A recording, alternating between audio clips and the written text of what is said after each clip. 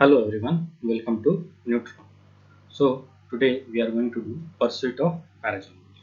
So this is a new topic. So let's begin with the session.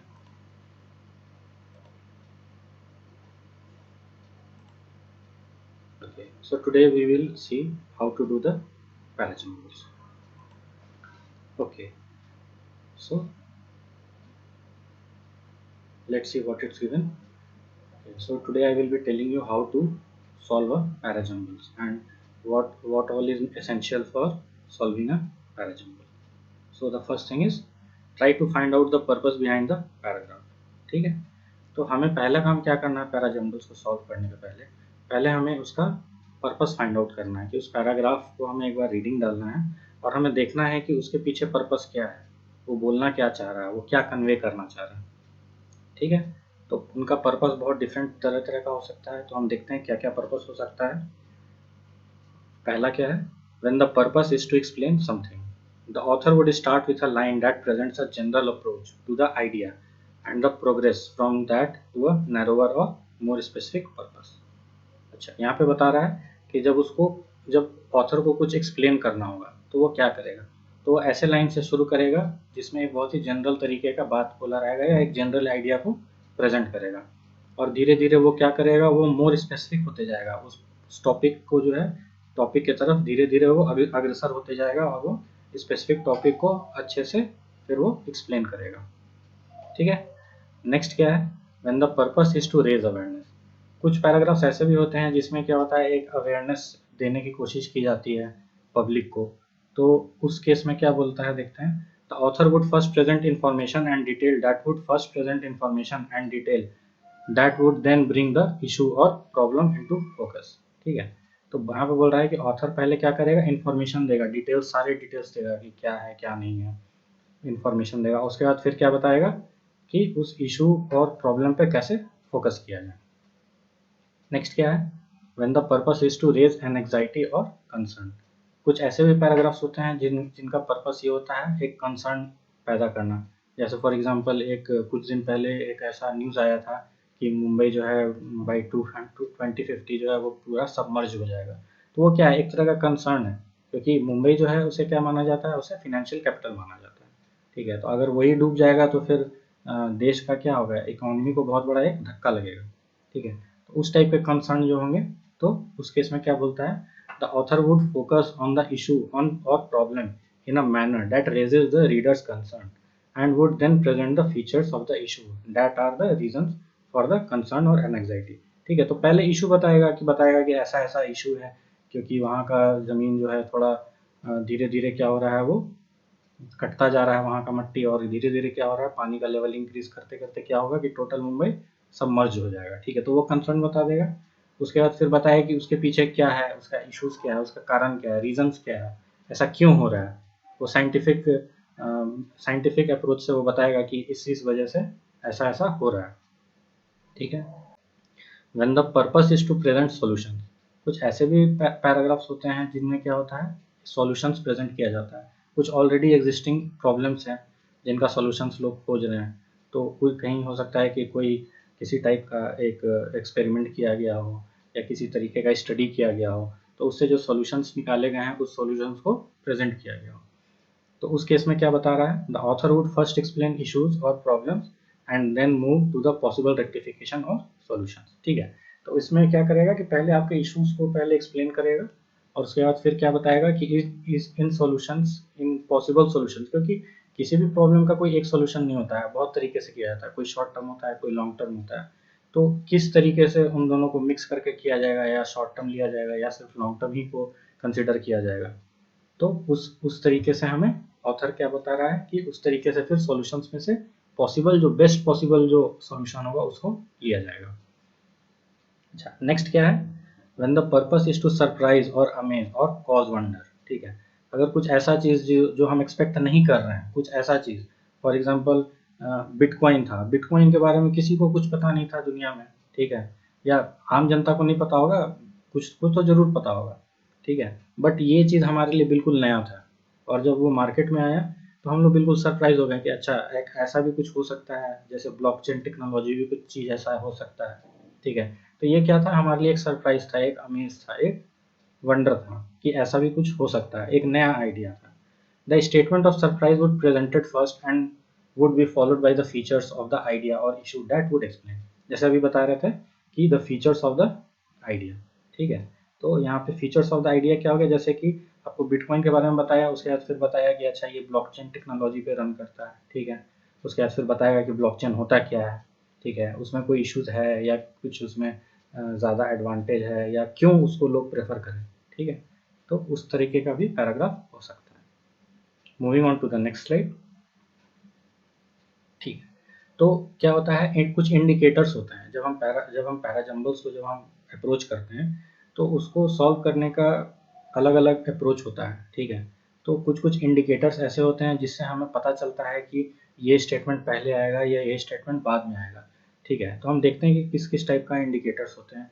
तो पहला है introduction indicators. तो जब किसी का भी इंट्रोडक्शन जब दिया रहेगा, इंट्रोडक्टरी लाइन रहेगा, ठीक है, जो स्टार्टिंग लाइन रहेगा, तो वो ए एंड नाउडेज या बिगनिंग से इस टाइप से शुरू हो सकता है, ठीक है। ठीक है, फिर कंक्लूजन इंडिकेटर्स पे है। तो जब कंक्लूजन होता है तो उसका एक कुछ कुछ ऐसा वर्ड्स होते हैं, ये सब कीवर्ड्स हैं। इन कीवर्ड से हमें पता चल जाए कि अच्छा ये कंक्लूजन ही बता रहा है, ये इंट्रोडक्शन ही बता रहा है। तो कंक्लूजन इंडिकेटर्स में क्या लिखा रहेगा, क्लियरली, दस, देयरफॉर, इवेंचुअली, फाइनली, ठीक है, क्योंकि कंक्लूजन तो लास्ट में आता है, तो इसीलिए इसका कीवर्ड्स ये सब है, ठीक है। अब क्या है, नेक्स्ट है कंपैरिजन इंडिकेटर्स। जब हम पैराग्राफ में कभी कभी ऐसा भी दिया रहता है जब दो चीज़ों में कंपैरिजन किया जाता है, ठीक है। तो जब कंपैरिजन किया जा रहा है तो हमें कैसे पता चलेगा कि ये दो चीज़ों के बीच में कंपैरिजन हो रहा है। तो उस केस में क्या रहेगा, कुछ कीवर्ड्स होंगे जैसे सिमिलरली या लाइकवाइज यूज किया रहेगा, ठीक है। उसके बाद नेक्स्ट क्या है, कॉन्ट्रास्ट इंडिकेटर्स, ठीक है। तो इसमें क्या बता रहा है, on the one hand, but, yet, however, nevertheless, although, ठीक है। तो ये सब कॉन्ट्रास्ट इंडिकेटर्स हैं, ठीक है। नेक्स्ट क्या है, एडिशनल इंफॉर्मेशन इंडिकेटर्स।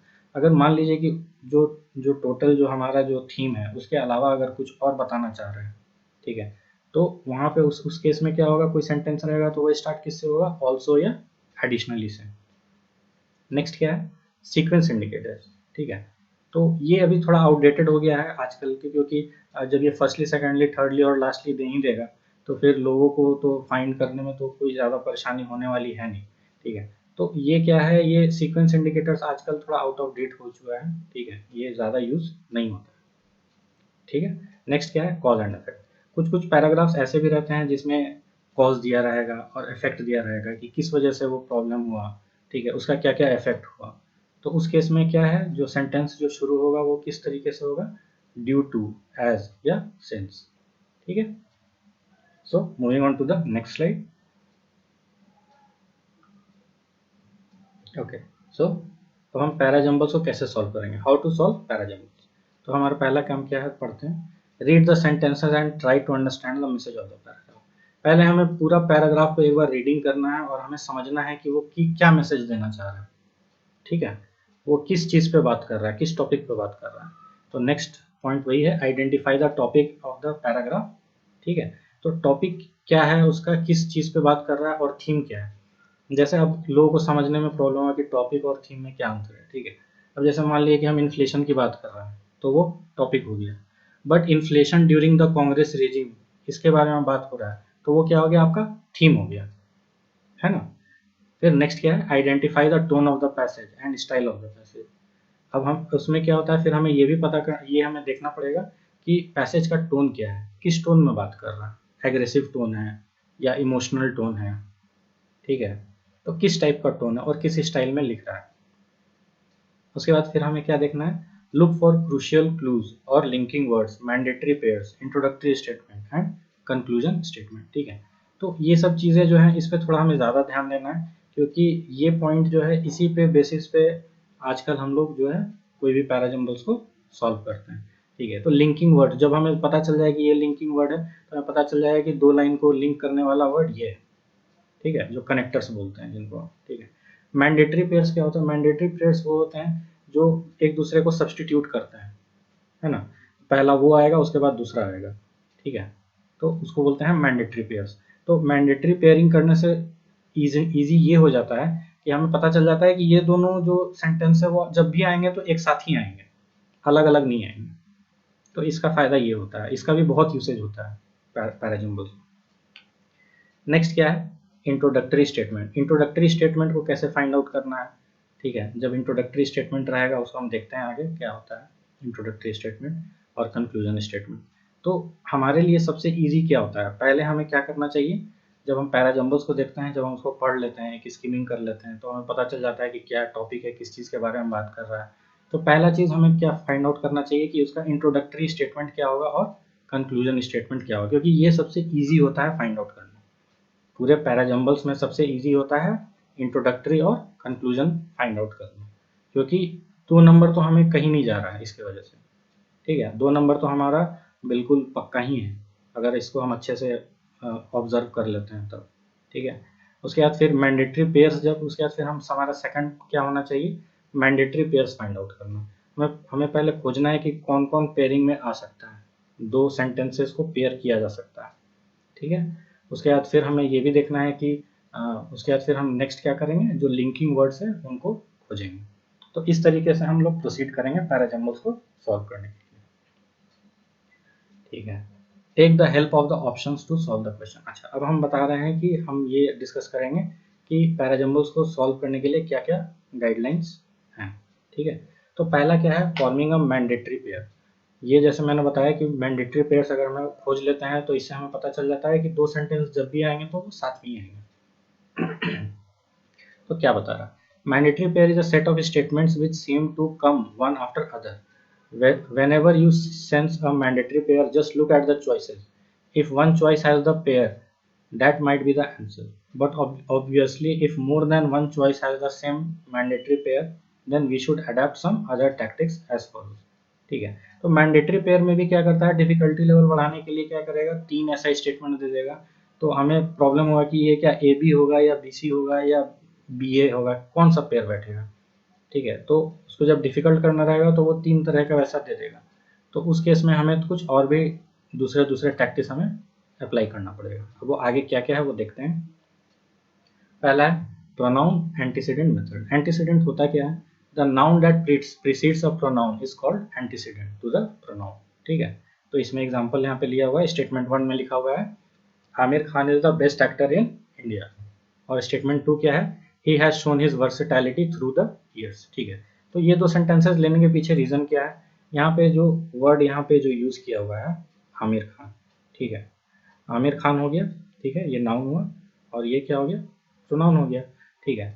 तो जब इस टाइप का जब कुछ भी स्टेटमेंट दिया रहेगा तो हमें पता है कि पहले ये आमिर खान ही, पहले जो पहला जो नाम होता है, जिस पर्सन का नाम यूज किया गया है उसका नाम पहले आएगा, उसके बाद ही आएगा। तो प्रोनाउन का भी सीक्वेंस वही होता है कि प्रोनाउन तभी यूज होता है, वो स्टार्टिंग में यूज नहीं होता है, कोई भी पैराग्राफ ही से स्टार्ट नहीं होता है। पहले किसी पर्सन के बारे में बात करेगा, ऑब्जेक्ट के बारे में बात करेगा, किसी इंस्टीट्यूशन के बारे में बात करेगा, किसी कंपनी के बारे में बात करेगा, उसके बाद ही फिर वो it, he, she, it, they use करेगा, ठीक है। तो यहाँ पे आमिर खान क्या हो गया, एंटीसीडेंट हो गया, ठीक है, और प्रोनाउन क्या हो गया, ही हो गया। So moving on to the next slide. Next क्या है, लिंकिंग वर्ड्स। लिंकिंग वर्ड्स क्या होता है, whenever two sentences come one after another there is usually a word which links them. If you can observe these links then you may be able to arrive at a mandatory pair easily, ठीक है। तो हमें linking words को हमें देखना है, ठीक है, क्या है लिंकिंग वर्ड्स, ठीक है। लिंकिंग वर्ड्स अगर हम फाइंड आउट कर लेते हैं तो बहुत ईजी हो जाता है पेयर बनाना। नेक्स्ट क्या है, क्रोनोलॉजिकल ऑर्डर, ठीक है। तो यहाँ पे क्या बता रहा है, many times it is easy to form a mandatory pair based on chronological dates, words like initially, then, later, ठीक है। ये सब क्या हो गया, हमारा लिंकिंग वर्ड्स हो गया। Most of the time the words appear at the start of the sentences, ठीक है। ये तो हम समझ में आ रहा है कि क्रोनोलॉजिकल ऑर्डर क्या होता है, ठीक है। जब कोई भी चीज़ के बारे में बात करेगा तो वो जब किसी इवेंट के बारे में बात करेगा तो पहले उसका क्या होगा, सीक्वेंस वाइज ही चीज़ों को डिस्कस करेगा, ठीक है। वो सीक्वेंस वाइज ही आएगा पैराग्राफ में, और ऐसा नहीं है कि पहले बोल देगा कि हम आराम कर लिए, उसके बाद में बोलेगा कि हम खाना खाने गए थे, ठीक है। पहले बोलेगा कि हम खाना खाने गए थे, उसके बाद ही फिर बोलेगा कि ठीक है हम पहले टहले, उसके बाद फिर हम टहलने के लिए रोड पे निकले, उसके बाद फिर बोलेगा घर आके थक के फिर हम सो गए, ठीक है। तो ये क्रोनोलॉजिकल ऑर्डर हो गया, ठीक है। Logical relationship like cause and effect. Many a times mandatory pair can be identified by logical flows of ideas, ठीक है, and cause and effect relationship. ये कॉज एंड इफेक्ट रिलेशनशिप वाला जो जो एग्जांपल है ये हमें बहुत सारे पैराजम्बल्स में हमें देखने को मिलता है, बट जैसे जैसे समय बदल रहा है, जैसे जैसे डिफिकल्टी लेवल बढ़ रहा है, तो ऐसे एब्स्ट्रैक्ट टॉपिक को लेके बात किया जाता है जिसके बारे में आम लोगों को आइडिया नहीं होता है, तो उस केस में क्या होता है, चीज़ों को फाइंड आउट करना डिफिकल्ट हो जाता है। बट जहाँ भी कॉज एंड इफेक्ट रहेगा तो हमें ये आइडेंटिफाई करना है कि कॉज क्या है और इफेक्ट क्या है, तो हमें पता चल जाए कि पहले कॉज के बारे में हमें डिस्कस करना है, उसके बाद ही इफेक्ट के बारे में हमें डिस्कस करना है, ठीक है।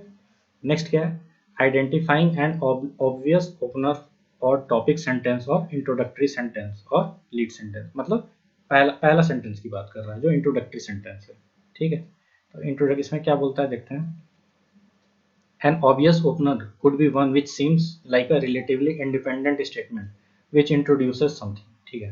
तो वो क्या होगा, जो ओपनिंग सेंटेंस होगा जनरली किसी चीज़ को इंट्रोड्यूस करता है, ठीक है, और वो इंडिपेंडेंट होता है, उसका किसी भी दूसरे सेंटेंस के साथ वैसा डायरेक्ट लिंक नहीं रहता है, ठीक है, वो इंडिपेंडेंट रहता है, वो एक जनरल बात कहता है, ठीक है, वो किसी का पक्ष या अगेंस्ट में बात नहीं करता है, ठीक है।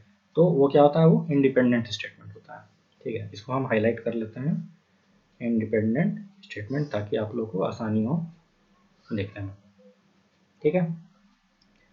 अच्छा, अब वो किस टाइप से होगा, it would normally start with the following words. अच्छा, किस टाइप के वर्ड्स के साथ स्टार्ट होगा, तो carry forward words. Carry forward words कैसे हो सकते हैं, words like and, so, moreover, which carry forward a line of thought expressed in the earlier statement, ठीक है।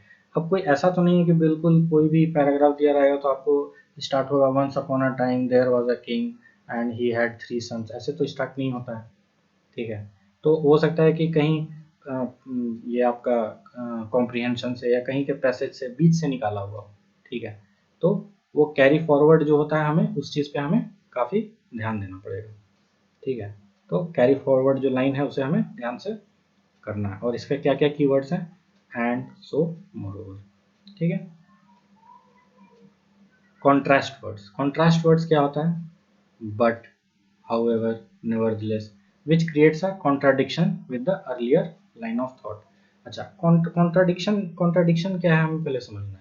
जैसे क्या होता है कि जब हम बोलते हैं कि ठीक है, फॉर एग्जांपल अगर हम लेते हैं कि जैसे हम नींबू का बारे में बात करते हैं, ठीक है, तो हम बता रहे हैं कि ठीक है, नींबू खाने से बहुत सारा फ़ायदा होता है, उसके बहुत सारे हेल्थ बेनिफिट्स होते हैं, उसको खाने से कैंसर का चांसेस कम होता है, ठीक है। But at the same time फिर कुछ एक ऐसा बात बोल देगा जो बिल्कुल उसके जो बेनिफिट्स है उसके अगेंस्ट में बात करेगा। जैसे कि बोलेगा कि हो सकता है कि आपके बॉडी के अंदर जो है वो यूरिक एसिड की मात्रा बढ़ जाए खाने से, क्योंकि वो जो नींबू है वो हेल्थ बेनिफिट्स तो उसका है, मगर हर किसी का बॉडी तो एक जैसा तो नहीं होता है, सबका तो बॉडी अलग अलग होता है, हो सकता है कि वो चीज़ आपको फायदा करे बट वो दूसरे को नुकसान करे, ठीक है। तो कॉन्ट्राडिक्शन भी होता है, ठीक है, तो हमें इस चीज़ पे भी ध्यान देना है। नेक्स्ट क्या है, कंक्लूसिव वर्ड्स क्या होता है, वर्ड्स लाइक फाइनली, दस, इवेंचुअली, जैसे हमने पहले भी डिस्कस किया था, ठीक है, फाइनली, दस, इवेंचुअली, विच कंक्लूड, ठीक है। तो ये सब जब भी रहेगा तो हमें पता है कि वो कंक्लूड कर रहा है, वो एंड स्टेटमेंट है, ठीक है। तो क्या बोल रहा है, if a particular statement looks like a good starting point then look at the choices to eliminate wrong options, ठीक है। Okay, so moving on to the next slide, ठीक है। Obvious conclusion. अच्छा, एक ऑब्वियस कंक्लूजन कैसा दिखता है ये हम देखते हैं। If a particular statement looks like one which has to come at the end then that is called obvious conclusion। It usually happens when one of the conclusive words come in the sentence, ठीक है, जैसा हमने बात किया था। अच्छा, logical flow क्या है, even though one and two can provide good clues. अभी जो वन टू हमने जो डिस्कस किया है ना पहले, जो आपका क्या है, एक ही आइडेंटिफाइंग एन ऑब्वियस ओपनर, ठीक है, और इसके पहले क्या हमने डिस्कस किया है, फॉर्मिंग अ मैंडेटरी पे, ठीक है। तो ये वन और टू इसको बोल रहा है। तो even though 1 and 2 can provide good clues, many students are able to look at the logical flow of ideas and crack the parajumble। आजकल का जो पैराजम्बल्स आ रहा है वो लॉजिकल फ्लो बेस्ड ज़्यादा है, ठीक है। तो उस चीज़ के लॉजिक को हमें पहले पकड़ना पड़ेगा कि ये किस आइडिया के बारे में बात कर रहा है। और अगर आपके अंदर वैसा कैपेबिलिटी आ जाता है कि आप लॉजिकल फ्लो को आप आइडेंटिफाई कर सको, तो पैराजंबल सॉल्व करना आपके लिए बहुत आसान हो जाएगा। ठीक है, नेक्स्ट क्या है, make use of the options in case you cannot identify the topic और introductory sentences for whatever reason, maybe the text is difficult to comprehend or the parajumble is taken from the middle of the passage, जैसे भी मैंने बात किया था कि middle से भी ले सकता है। look at the options, if you can see a pattern in the choices then you can sequence the statements based on the choices or see which of the choices sequence make sense। ठीक है, तो ये हमारा clear होगा दिमाग में। Moving on to the next slide. ठीक है, अब हम एक एग्जांपल सॉल्व करते हैं। हम समझते हैं कि पैराजंबल्स को कैसे सॉल्व करना है। तो यहाँ पे एक पैराजंबल लिखा हुआ है, ठीक है, 1 2 3 4 5 किया हुआ है नंबरिंग, ठीक है, और हमें इसमें क्या करना है, हमें एक प्रॉपर सीक्वेंस में अरेंज करना है, प्रॉपर सीक्वेंस में। ठीक है, तो पहला क्या बता रहा है, हम पहले पढ़ के हम समझते हैं कि किसमें किस चीज़ का बात कर रहा है। ठीक है, तो बोल रहा है scientists have for the first time manage to edit genes in a human embryo to repair a genetic mutation, fueling hopes that such procedures may one day be available outside laboratory conditions। अच्छा, यहाँ पे किस चीज़ से बात कर रहा है, पहले हम कीवर्ड्स को हम लोग आइडेंटिफाई करते हैं। ठीक है, साइंटिस्ट की बात कर रहा है, ठीक है, जीन एडिटिंग के बारे में बात कर रहा है, ह्यूमन एम्ब्रियो के बारे में बात कर रहा है, ठीक है, रिपेयर ऑफ जेनेटिक म्यूटेशन। ठीक है, तो यहाँ पे इस साइंटिस्ट के बारे में बात कर रहा है और जीन एडिटिंग के बारे में बात कर रहा है, हमें ऐसा इतना समझ में आ रहा है। नेक्स्ट क्या बोल रहा है, the cardiac disease causes sudden death in otherwise healthy young athletes and affect about 1 in 500 people overall। ठीक है, तो ये एक तरीके का डेटा दे रहा है हमें। ठीक है, कि 1 in 500 पीपल का डेथ हो जाता है। ठीक है, सडन डेथ हो जाता है वो कार्डियक डिजीज के बारे में। तो यहाँ पे कार्डियक डिजीज के बारे में बात कर रहा है, एक डेटा दे रहा है और बता रहा है कि सडन डेथ हो जाता है हेल्दी यंग एथलीट्स में। ठीक है, नेक्स्ट क्या है, correcting the mutation in the gene would not only ensure that the child is healthy but also prevents transmission of the mutation to future generation। ठीक है, तो यहाँ पे क्या बता रहा है, करेक्टिंग द म्यूटेशन, म्यूटेशन को कैसे करेक्ट कर सकते हैं, जीन एडिटिंग के थ्रू। ठीक है, तो क्या बता रहा है कि अगर जीन एडिटिंग करते हैं तो क्या होगा, चाइल्ड का हेल्थ भी अच्छा रहेगा। ठीक है, और क्या होगा, ट्रांसमिशन को प्रिवेंट करेगा। ट्रांसमिशन को मतलब क्या हो गया कि 1 जनरेशन टू नेक्स्ट जनरेशन वो ट्रांसमिट नहीं होगा अगर हम जीन एडिटिंग का सहारा लेते हैं तो। ठीक है, नेक्स्ट क्या बात कर रहा है, it is caused by mutation, mutation के बारे में बात कर रहा है, in a particular gene and a child will suffer from the condition even if it inherits only 1 copy of the mutated gene. ठीक है, तो यहाँ पे एक जनरल सा बात कर रहा है। ठीक है, कि ऐसा ऐसा होगा, म्यूटेशन की वजह से क्या क्या होगा। ठीक है, म्यूटेशन की वजह से क्या क्या सफरिंग होगा। ठीक है, उसके बारे में बात कर रहा है। नेक्स्ट क्या बता रहा है, in results announced in Nature this week, Nature कोई आर्टिकल होगा या कोई मैगजीन होगा। ठीक है, साइंटिस्ट के बारे में बात कर रहा है, fixed a mutation that thickens the heart muscle का थिकनिंग के बारे में बात कर रहा है, और उस कंडीशन को क्या बोल रहा है, हाइपरट्रोफिक कार्डियोमायोपैथी। ठीक है, ठीक है, तो अभी हमें समझ में आया कि साइंटिस्ट के बारे में बात हो रहा है, जीन एडिटिंग के बारे में बात कर रहा है। ठीक है, डेथ्स के बारे में बात कर रहा है, कार्डियक डिजीज के बारे में बात कर रहा है, और फ्यूचर जनरेशन में ट्रांसमिशन के बारे में बात कर रहा है। तो हम जब पहला सेंटेंस पढ़ते हैं तो हमें एक जनरल एक हमें सेंस जरूर मिल रहा है कि यहाँ पे किसके बारे में, जीन एडिटिंग के बारे में बात हो रहा है। ठीक है, तो इम्पोर्टेंट जो इसका जो टॉपिक है वो क्या हो गया, जीन एडिटिंग के बारे में बात हो रहा है। ठीक है, तो ये हमारा पहला ऑप्शन होगा। ठीक है, नंबर 1 ऑप्शन होगा। ठीक है, अब साइंटिस्ट के बारे में और कहीं बात कर रहा है क्या, तो हम देखते हैं कि अच्छा यहाँ पे बात कर रहा है, in the results announced in Nature this week scientist fixed a mutation that thickens the heart muscle condition called hypertrophic cardiomyopathy. ठीक है, तो यहाँ पे साइंटिस्ट के बारे में बात कर रहा है। ठीक है, जीन एडिटिंग के बारे में भी यहाँ पे बात हो रहा है, तो ये दोनों लिंक हो रहा है। ठीक है, तो ये आपका हो गया, ये आपका हो गया सेकंड, ये हो गया आपका फर्स्ट। ठीक है, चलिए यहाँ तक तो बात हो गया। अब इसमें क्या हो सकता है, अच्छा ये क्या है, एक डिजीज के बारे में बात कर रहा है, ये क्या है, डिजीज है ये। ठीक है, तो डिजीज से रिलेटेड कहीं कुछ बोल रहा है क्या, अच्छा यहाँ पे बोल रहा है the cardiac disease causes sudden death in otherwise. ठीक है। तो ये द कार्डियक डिजीज किसके बारे में बात कर रहा है, इसी कार्डियक डिजीज के बारे में बात कर रहा है। तो ये आपका हो गया नंबर 3 हो गया, ठीक है। उसके बाद फिर क्या बता रहा है, अच्छा ये कार्डियक डिजीज क्यों होता है इसके बारे में हमें देखना है। तो यहाँ पे कार्डियक की क्या लिखा है, it is caused bye a mutation in a particular gene and a child will suffer from the condition even if it inherits only one copy of the mutated gene, ठीक है। यहाँ पे एक जनरल बात क्या है, जीन एडिटिंग के बारे में बात किया। उसके बाद फिर एक साइंटिस्ट जो भी आर्टिकल निकाला या जो भी चीज़ अपना रिपोर्ट जो लॉन्च किया, तो उसमें बता रहा है कि इसके वजह से क्या होता है, हार्ट मसल्स थिकन हो जाता है और एक डिजीज जो का नाम यूज़ किया गया है जिसको लिखा हुआ है हाइपरट्रोफिक कार्डियोमायोपैथी, ठीक है। तो इसके वजह से क्या होता है, ये एक कंडीशन होता है। अब ये कंडीशन की वजह से क्या होता है, हमें कार्डियक डिजीज है ये, ठीक है। इसके बारे में बता रहा है कि ये है कार्डियक डिजीज है, ठीक है। और उसके बाद फिर क्या बता रहा है कि ये इनहेरिट होता है, ठीक है। अगर इसका वन को एक कॉपी भी हो तो वो इनहेरिट होता है। तो ये आपका हो गया चौथा, और ये क्या हो गया सी आपका पांचवा, क्योंकि यहाँ पे क्या बता रहा है, correcting the mutation in the gene would not only ensure that child is healthy but also prevent transmission of the mutation to future generation.